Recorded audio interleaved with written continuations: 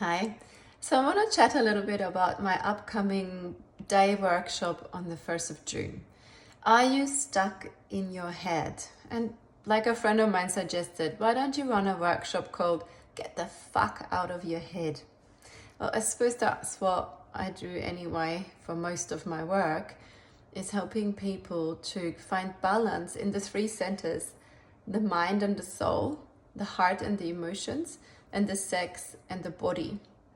So all traditions such as Zen Buddhism, Shamanism, and also new traditions such as Somatic therapies, they all knew that if one of those three centers is out of balance, that the whole person feels out of balance and starts to have basically reactions out of those centers.